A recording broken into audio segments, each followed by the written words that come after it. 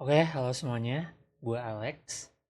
Di video kali ini gue pengen ngejelasin apa itu Application Programming Interface.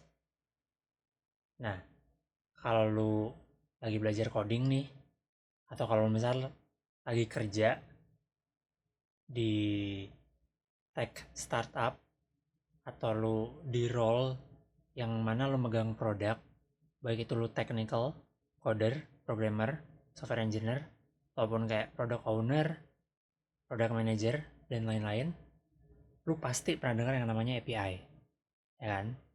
Nah, di video kali ini gue pengen mereview sekilas gitu ya, mengingatkan kembali API itu apa. Atau mungkin kalau lu bener-bener baru belajar, lu belum kerja jadi software engineer, masih mahasiswa, pengen tahu API itu apa sih sebenarnya. Di video ini gue memaparkan cara gue pertama kali belajar API itu kayak gimana dan cara pemahaman gue soal API. Tuh. Nah, jadi ini diagram yang sangat lumrah ditemukan kalau kita lagi membahas API, si client server architecture gitu ya. Biasanya ada client di sebelah kiri sini, client yang mana si client ini merequest suatu data terhadap si server, di mana server menyediakan datanya, dan setelah itu ada API. Ini lu kalau kalau lu udah mulai ngantuk, sabar dulu, tahan dulu. Ntar gue jelasin lebih lebih lebih relatable gitu ya. Jadi ini diagram yang biasa kita lihat gitu ya. Kalau kita ngomongin API, ada client, ada API di tengahnya, panah, habis itu ada server. Nah, yang gue tanam di kepala gue gitu ya, itu analogi di mana client server ini mirip kayak situasi kalau lu lagi beli makanan di restoran. Ada pelanggan, ada pelayan, ada dapur, klien, API, server. Ini ceritanya lu kalau di restoran restoran mewah lah ya, restoran bagus lah, bukan mewah, bagus bagus bagus. Kalau di Warmindo biasanya dapur pelayan sama lah. Tapi kalau di restoran yang bagus, pelayan ada dapur atau koki atau dapur lah, dapur. Jadi di diagram ini API itu tugasnya literal kayak seorang pelayan, yang mana seorang pelayan ini diberi request oleh pelanggan dan nanti memberikan kembali requestnya terhadap pelanggan tersebut, memberikan kembali responsnya terhadap pelanggan tersebut. Jadi pelanggan minta request ke dapur via pelayan, dan dapur mengembalikan respons dari dapur melalui pelayan lagi terhadap pelanggan. Sama kayak client server. Klien minta request data ke server via API, dan server mengembalikan data ke klien via API. Oke? Ini analogi yang gue pakai sampai sekarang. Sekarang gue mau ngasih contoh realnya kayak gimana. Ini contoh pertama. Gue ada dua contoh. Nanti contoh yang kedua lebih menarik menurut gue. Ini halaman berandanya Tokopedia gitu ya. Kita bisa lihat di sini ada biasa ada navigation bar. Terus habis itu di sana ada katalog produk-produk yang dijual di Tokopedia. Sebenarnya kalau kita klik, kita buka laman Tokopedia via browser gitu ya. Ketika kita klik Tokopedia loading gitu kan. Loading, dan itu masih putih-putih itu biasanya. Nah, yang terjadi adalah browser kita, klien, browser kita tuh klien, meminta request kepada server, si backend dari Tokopedia, via API. Makanya kadang-kadang nggak langsung sekejap nih, kadang-kadang ada loading 1 detik atau berapa ratus milisecond baru requestnya kembali dan ditampilkan dalam bentuk si foto gambar, terus tuh namanya, harganya, diskonnya berapa, udah terjual berapa, sama tokonya. Kayak gitu. Kalau diagramnya kayak gini. Jadi browser kita sebagai klien via API dan Tokopedia server mengembalikan requestnya. Nah, tapi yang menarik kayak gini, yang menarik dari API. Kalau kita masuk ke halaman checkoutnya Tokopedia nih ya. Ini gue pakai Tokopedia karena menjadi contoh yang bagus itu ya. Kita mau check out, mau beli suatu produk, lalu kita mau pilih si kurirnya nih, kurirnya.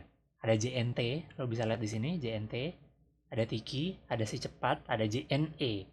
Ada 4 kurir yang berbeda. Data-data harga 10.000, 11.000, 11.000, 12.000 ini, harga ongkir untuk masing-masing kurir, itu tuh Tokopedia nggak simpen di database mereka. Tokopedia tuh nggak punya data-data ini.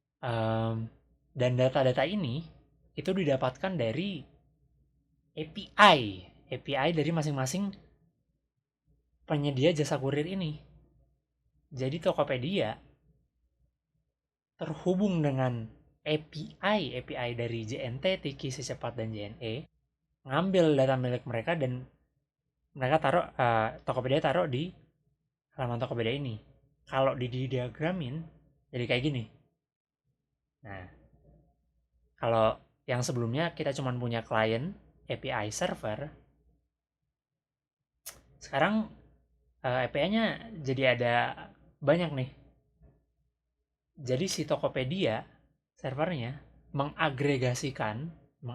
mengumpulkan data-data dari server JNE, JNT, dan Secepat via API juga nih. Bedanya, API yang di sini itu bukan API-nya Tokopedia, melainkan API masing-masing. Ini API-nya JNE, API-nya JNT, API-nya Secepat. Yang ini API-nya si Tokopedia. Jadi bisa lo lihat apa? Si API ini memungkinkan terjadinya istilahnya konektivitas antara penyedia jasa yang berbeda gitu. Di sini ada kayak JNE, JNT, Secepat, Tokopedia dengan data yang dinamis, mereka bisa terhubung ya. Contoh lainnya lagi, itu kalau kita buka Traveloka, misalnya gue milih mau ke Jakarta ke Singapura, gue nyari penerbangan nih. Lu bisa lihat di sebelah kiri sini ada airline, maskapai penerbangan gitu ya. Ada macam-macam tuh. Ada Batik Air, ada AirAsia, ada Lion Air, ada Citylink, Garuda, macam-macam.